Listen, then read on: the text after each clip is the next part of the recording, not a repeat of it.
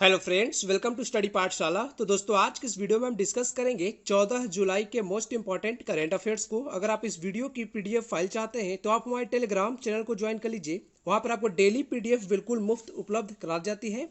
और अगर अभी तक आपने हमारे चैनल को सब्सक्राइब नहीं किया स्टडी पाठशाला को, तो इसे भी जरूर सब्सक्राइब कर लीजिए इस तरह के डेली लेक्चर्स के लिए। तो चलिए लेक्चर कंटिन्यू करते हैं। सबसे पहले देखेंगे अपने कल के अभ्यास प्रश्नों को।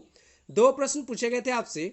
वैश्विक रियल एस्टेट पारदर्शिता सूचकांक में शीर्ष पर कौन रहा है?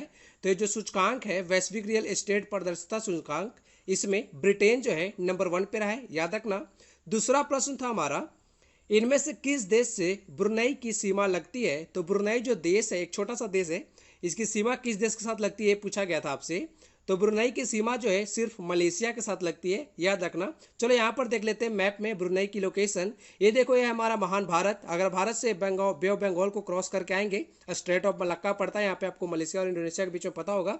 उसके आगे एक देखो बोर्नियो आइलैंड है, ठीक है, ध्यान से सुनना। बोर्नियो आइलैंड जो है विश्व का तीसरा सबसे बड़ा आइलैंड है, यानी विश्व का तीसरा सबसे बड़ा द्वीप है और एशिया का सबसे बड़ा द्वीप है, याद रखना। विश्व का तीसरा सबसे बड़ा द्वीप है और एशिया का सबसे बड़ा द्वीप है। बोर्नियो आइलैंड पे जो है 3 देशों का कब्जा है, यानी 3 देशों का हिस्सा बोल सकते हो, जिसमें एक है मलेशिया, दूसरा है इंडोनेशिया और तीसरा जो है ब्रुनई देश है। यहाँ पर देखो ग्रीन कलर का आपको छोटा सा ब्रुनई देश दिख रहा होगा और ये तीनों तरफ से मलेशिया से घिरा हुआ है, याद रखना। और ब्रुनई की राजधानी है बंदर शेरी बेगावन। इन सभी बातों को आपको याद रखना है। चलो आज का करेंट अफेयर्स देखते हैं। पहला प्रश्न है हमारा, हाल ही में किस देश का भाषण 4 द्वीप खबर में है? तो देखो एक द्वीप है जिसका नाम है भाषण 4 और ये पूछा जा रहा है किस देश का ये द्वीप है जो कि खबर में है अभी। तो ये जो द्वीप है ये बांग्लादेश का है। यहाँ पे सी ऑप्शन हमारा राइट हो जाएगा। यहाँ पर देखो मैप में, ये देखो आपको बांग्लादेश दिख रहा होगा, यहाँ पर इसकी राजधानी है ढाका और बांग्लादेश के नीचे जो है बे ऑफ बंगाल है, यानी बंगाल की खाड़ी है। यहाँ पर देखो एक छोटा सा द्वीप है जिसका नाम है भाषण 4, यहाँ पर आपको लोकेट किया गया है, देख सकते हो। और यहाँ पर देखो कॉक्स बाजार भी है नीचे और अगर बगल में इसके देखो म्यांमार है और इस साइड हमारा भारत का वेस्ट बंगाल जो राज्य है वो पड़ता है। चलो आगे देखते हैं। यहाँ पर देखो डिटेल्स खबर में क्यों है। हाल ही में बांग्लादेश सरकार ने घोषणा की है कि भाषण 4 द्वीप पर बसे रोहिंग्याओं को हटाया नहीं जाएगा, यानी जो भी रोहिंग्या बसे हुए हैं इस द्वीप पर उन्हें अभी हटाया नहीं जाएगा। बांग्लादेश ने अप्रैल में कोरोना महामारी के कारण रोहिंग्यों को कॉक्स बाजार के भीड़ भाड़ वाले शिविरों से भाषण 4 द्वीप पर विस्थापित कर दिया था। रोहिंग्या जो मुसलमान है वो 2017 में म्यांमार के रखाइन प्रांत में सैन्य तबाही के बाद भागकर बांग्लादेश में आ गए थे। बांग्लादेश में नहीं बल्कि बांग्लादेश जहाँ जहाँ उनको मतलब लगा कि हाँ यहाँ पर हम सुरक्षित फील करेंगे वहाँ पे चले गए। कुछ लोग बांग्लादेश में गए, कुछ भारत में भी आए और कुछ लोग इंडोनेशिया साइड भी चले गए हैं। और भाषण 4 द्वीप की अगर हम बात करें तो भाषण 4 द्वीप जो है इसे थेंगार 4 द्वीप या 4 पिया के रूप में भी जाना जाता है। यह द्वीप जो है बंगाल की खाड़ी में है एंड इस द्वीप का गठन जो है 2006 में मेघना नदी के मुहाने पर हिमालयन गाद से हुआ था। यह द्वीप 40 वर्ग किलोमीटर क्षेत्र में फैला हुआ है। चलो नेक्स्ट प्रश्न देखते हैं हमारा। अगला प्रश्न है हमारा, भारतीय रेलवे कब तक 100% स्वच्छ ऊर्जा पर चलने वाला दुनिया का पहला ग्रीन रेलवे होगा? तो भारतीय रेलवे की बात हो रही है और पूछा जा रहा है आपसे प्रश्न में कि कब तक जो है भारतीय रेलवे 100% स्वच्छ ऊर्जा पर चलने वाला दुनिया का पहला ग्रीन रेलवे होगा? तो इसका सही उत्तर है 2030। और देखो जो हमारा करेंट अफेयर्स स्पेशल का जो सीरीज है उसमें हमने आज ये वीडियो अपलोड किया है बिल्कुल डिटेल्स के साथ, जो कि मैम कवर करती हैं। तो उस वीडियो को आप जरूर देखिएगा, उसमें काफ़ी डिटेल्स साथ ये टॉपिक कवर किया गया है। चलो यहाँ पर डिटेल्स देखते हैं। यहाँ पर देखो, हाल ही में रेल मंत्री जो है हमारे पीयूष गोयल, उन्होंने कहा कि भारतीय रेलवे 2030 तक 100% स्वच्छ ऊर्जा पर चलने वाली दुनिया का पहला ग्रीन रेलवे होगा। और भारतीय रेलवे जो है दुनिया का सबसे बड़ा रेलवे होगा जिसमें डीजल की जगह 100% विद्युतीकरण होगा। और यह बात उन्होंने इंडिया ग्लोबल वीक 2020 को संबोधित करते हुए कही है। चलो आप कमेंट बॉक्स में ये लिखकर बताओ मुझे कि इंडिया ग्लोबल वीक 2020 का जो है ये कहाँ पर आयोजित हुआ है, कमेंट बॉक्स में लिखना। चलो आगे देखते हैं। अगला प्रश्न काफी महत्वपूर्ण प्रश्न है। भारत में बाघों की गणना 2018 के चौथे चरण ने दुनिया का सबसे बड़ा कैमरा ट्रैप वन्यजीव सर्वेक्षण होने का गिनीज वर्ल्ड रिकॉर्ड बनाया है। तो आपसे प्रश्न में ये पूछा जा रहा है कि पहला सर्वेक्षण जो है किस वर्ष में आयोजित किया गया था, ये बताना है आपको। तो पहला सर्वेक्षण जो है 2006 में आयोजित किया गया था, याद रखना। और ये हर एक 4 साल बाद आयोजित किया जाता है। तो यहाँ पर सही उत्तर हमारा हो जाएगा ए 2006। आगे देखते हैं। यहाँ पर डिटेल्स देखो। पहले तो आपको ये पता होना चाहिए जो ये सर्वेक्षण है वो करता कौन है। तो यहाँ पर देखो नीचे लिखा हुआ है राष्ट्रीय बाघ संरक्षण प्राधिकरण जो है उसके द्वारा हर 4 साल में यह सर्वेक्षण संचालित किया जाता है। और यहाँ पर देख लो, हाल ही में अखिल भारतीय बाघ अनुमान 2018 के चौथे चक्र को गिनीज वर्ल्ड रिकॉर्ड में शामिल किया गया है।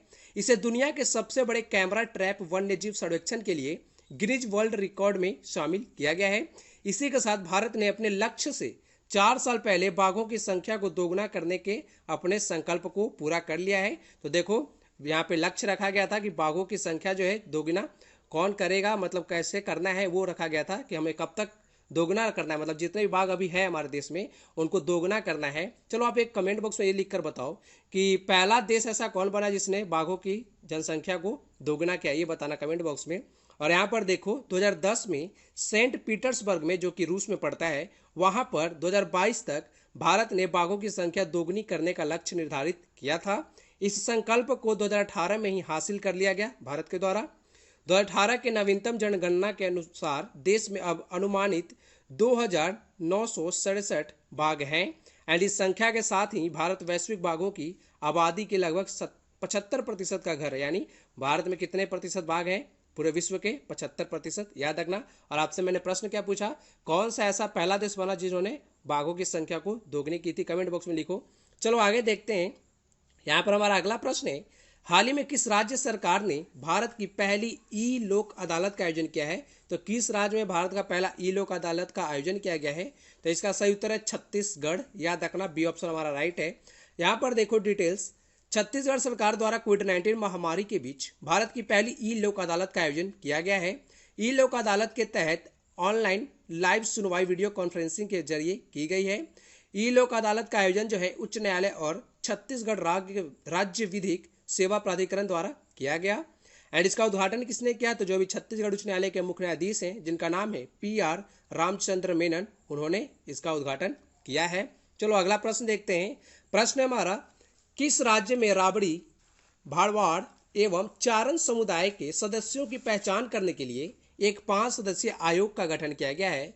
तो ये समुदाय किस राज्य के हैं और जहाँ पे 5 सदस्यीय आयोग का गठन किया गया है इनकी पहचान करने के लिए? तो ये जो समुदाय है ये गुजरात में है। याद रखना, ये ऑप्शन हमारा राइट हो जाएगा।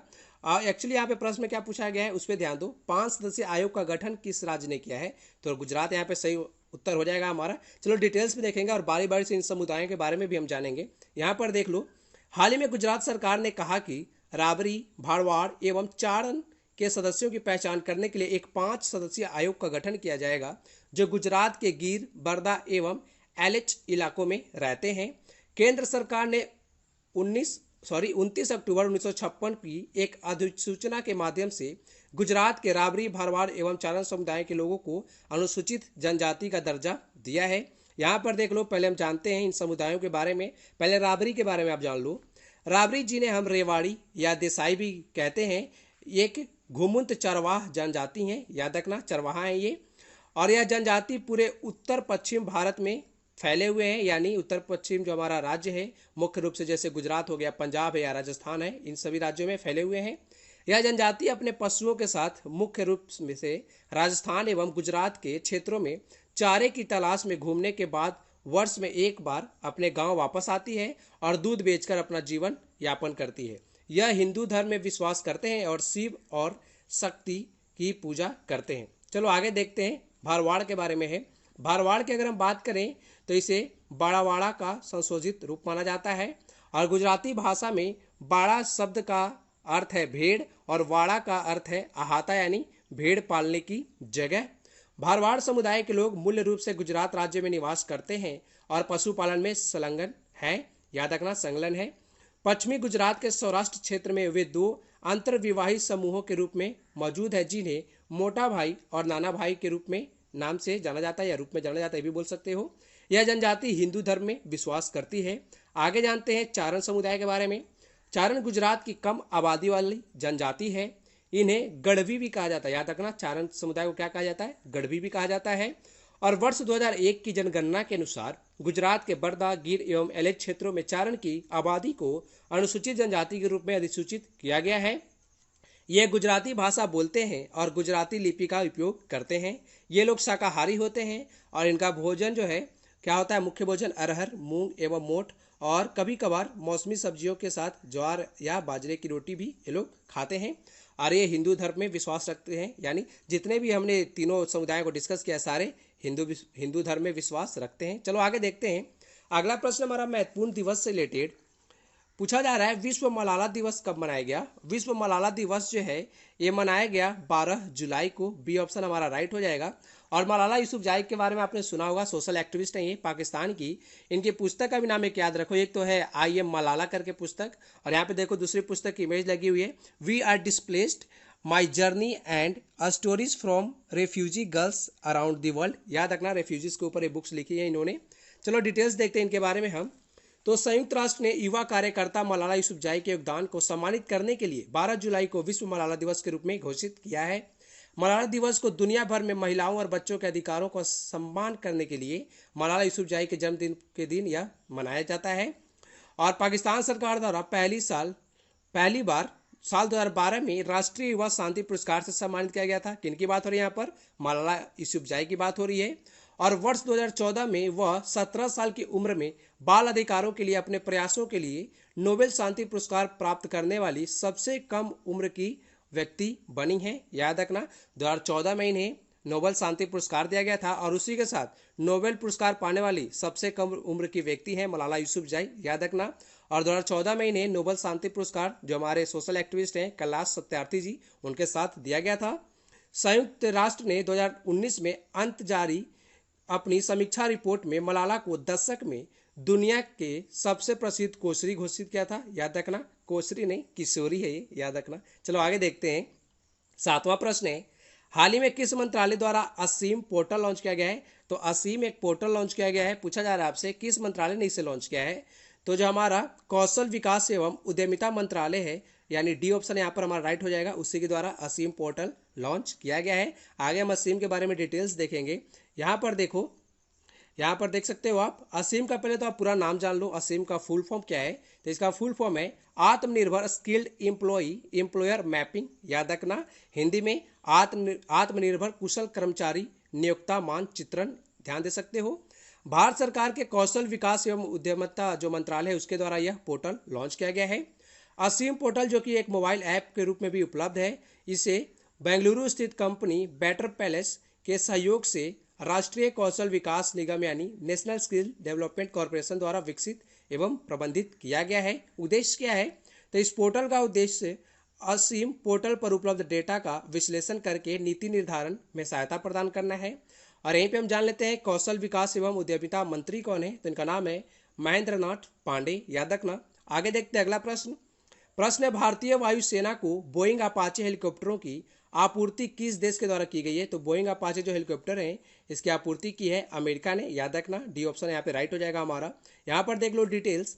हाल ही में भारतीय वायुसेना को बोइंग के 5 अपाचे हेलीकॉप्टर की प्राप्ति हुई है, यानी 5 हेलीकॉप्टर हमें मिले हैं अभी। इन्हें लद्दाख में चीन के साथ लेह एयर बेस पर तैनात किया गया था। अभी पता है आपको, चीन और भारत के काफ़ी ज़्यादा टेंशन बढ़े हुए हैं बॉर्डर्स पे, तो वहीं पर मतलब जो हमारा लद्दाख का रीजन है वहाँ पर इसे मतलब तैनात किया जाएगा। और भारत ने सितंबर 2015 में अमेरिकी सरकार के विदेशी सैन्य बिक्री कार्यक्रम के माध्यम से बोइंग से 22 अपाचे हेलीकॉप्टरों और 15 चिनूक हेलीकॉप्टरों का अनुबंध $3 बिलियन के सौदे के तहत किया था। अगर हम बात करें AH जो अपाचे हमारा 64 अपाचे हेलीकॉप्टर की, तो अमेरिकी सेना के लिए सबसे उन्नत बहुभूमिका मुकाबला हेलीकॉप्टर है ये। इसमें लक्ष्य प्राप्ति और नाइट विजन सिस्टम के लिए एक सेंसर साइट है, एंड इसे अप्रैल 1986 में लॉन्च किया गया था। एंड इसकी टॉप स्पीड है 365 किलोमीटर प्रति घंटा और रेंज है 476 किलोमीटर। याद रखना। चलो आगे देखते हैं अगला प्रश्न, किस देश का हाया सोफिया संग्रहालय को मस्जिद में बदल दिया गया है? तो हाया सोफिया संग्रहालय को पूछा जा रहा है कि कौन सा ऐसा देश जिसने इसे मस्जिद में बदल दिया है। पहले संग्रहालय था, अब हो गया है मस्जिद। तो इसका सही उत्तर है तुर्की। याद रखना। यहाँ पर देखो डिटेल्स। हाया सोफिया को 1500 साल पहले यूनानी साम्राज्य में एक कैथेड्रल चर्च के रूप में बनाया गया था, लेकिन 1453 में यूरोप में हुए ऑटोमन वार के बाद इसे मस्जिद में बदल दिया गया। तो पहले क्या था? ये पहले चर्च था, फिर बाद में इसे मस्जिद में बदल दिया गया। लेकिन 1934 में तुर्की के कैबिनेट के फैसले के बाद इसे एक म्यूजियम में बदल दिया गया, और फिलहाल इसे अब किस में बदला गया है? मस्जिद में। मतलब ये लोग पता नहीं क्या खेल क्या रहे, मुझे समझ नहीं आया। पहले चर्च था, फिर इसे मस्जिद में बदला, फिर मस्जिद से म्यूजियम में बदला, और म्यूजियम से अब मस्जिद में फिर से बदल रहे हैं। फिलहाल ये जो है यूनेस्को की वैश्विक धरोहरों में शामिल है। और तुर्की के जो मुस्लिम लोग हैं इसे मस्जिद बदलने की मांग कर रहे थे, वहीं देश के सेकुलर वर्ग जो है ऐसे करने से मतलब इसके खिलाफ हैं, याद रखना। टर्की की अगर हम बात करें तो इसकी राजधानी है अंकारा, मुद्रा है लीरा, राष्ट्रपति हैं रिसेप तैयप एर्दोगान, याद रखना। और हाँ, इस पर डिटेल्स वीडियो जो है मैम ने कवर किया है करेंट अफेयर्स स्पेशल की सीरीज में, उसे भी आप जरूर देख लेना। यहाँ पे तो काफ़ी कम पॉइंट्स हैं, लेकिन उसमें आप मैम ने बिल्कुल डिटेल्स के साथ कवर किया है, तो उसे जरूर देखना आप। चलो आगे देखते हैं। अगला प्रश्न है, किस राज्य में मास्क नहीं पहनने वाले लोगों के लिए रोको टोको अभियान चलाया जाएगा? तो कौन सा ऐसा राज्य है जो जो लोग मास्क नहीं पहनेंगे उनके लिए रोको टोको अभियान चलाया जाएगा? तो ये राज्य है मध्य प्रदेश। यहाँ पर देख लो, और मत डिटेल्स क्या है, यहाँ पे डिटेल्स कुछ नहीं है, बस यही है कि जो लोग मास्क नहीं पहनेंगे उनके लिए रोको टोको अभियान चलाया जा रहा है मध्य प्रदेश में। मुझे तो लगता है यहाँ पे रोको टोको के साथ साथ ठोको अभियान भी चलाना चाहिए, जो लोग मास्क नहीं पहन रहे। तो अभी तक इनकी मतलब दिमाग, मतलब बहुत लोगों का अभी तक भी खुला नहीं है कि हाँ कोविड-19 किस तरह से तेज़ी से फैलते जा रहा है। फिर भी लोग जो अभी मास्क का बहुत कम लोग जो है उपयोग कर रहे हैं, और अभी बहुत जो हमारा समुदाय है, बहुत लोग जो है मास्क का उपयोग नहीं कर रहे हैं। तो देखो, अगर मास्क का उपयोग सभी लोग करते तो इस तरह के अभियान चलाने की जरूरत नहीं थी किसी राज्य सरकार को, लेकिन मध्य प्रदेश के द्वारा चलाया जा रहा है रोको टोको अभियान। इन्हें साथ में रोको टोको ठोको अभियान भी चलाना चाहिए। चलो आगे देखते हैं। कल के प्रश्नों का रिवीजन करेंगे। तो पहले तो देखो, कल के प्रश्नों का रिवीजन तो हम करते ही हैं, लेकिन ये जो हमारे प्रश्न है वो कल के नहीं है, ये 2-3 दिन पहले के, क्योंकि 2-3 दिन का जो हमारा वीडियो बीच में गैप हुआ है। तो इसका प्रश्न का सभी के उत्तर आप लोग लिखोगे। देखता हूँ मैं कितने प्रश्न आपको मतलब याद है अभी तक। प्रतिवर्ष विश्व जनसंख्या दिवस कब मनाया जाता है? तो इसका उत्तर दीजिए। 15 जुलाई 2020 को भारत और यूरोपीय संघ का कौन सा शिखर सम्मेलन आयोजित किया जाएगा? तीसरा प्रश्न, इंडिया ग्लोबल वीक 2020 किस देश में आयोजित हुआ? चौथा प्रश्न, संस्कृत मंत्रालय ने किस भाषा की कंजूर पांडुलिपियों को पुनर्मुद्रण की परियोजना शुरू की है? पांचवा प्रश्न, गूगल ने अपने पूर्व social networking platform Google plus को किस नाम से फिर से लॉन्च किया है? चलो आगे देखते हैं। यहाँ पर देखो, मध्य प्रदेश वाला है, मास्क नहीं पहनने वाले लोगों के लिए रोको टोको अभियान जो चलाया गया है उस पर याद रखना। यहाँ पर देखो, छठा प्रश्न है, सिताना धार्वानेंसिस जिसे हाल ही में कर्नाटक में खोजा गया है, यह किसकी एक प्रजाति है? सातवां प्रश्न, आरबीआई के आंकड़ों के अनुसार ऋण लेने के मामले में कौन सा राज्य शीर्ष पर है? आठवां प्रश्न, luxury ride multi brand luxury car showroom की श्रृंखला ने किसे अपना ब्रांड एम्बेसडर के रूप में साइन किया है? नौवां प्रश्न, हाल ही में किसे 2020 का US green building council leadership award दिया गया है? 10वां प्रश्न, Mahavir the soldier who never died पुस्तक किसने लिखी है? तो 2 लोगों ने लिखा है, दोनों का नाम बताना है, और इन सभी प्रश्नों का उत्तर आप लोग कमेंट बॉक्स में लिखोगे।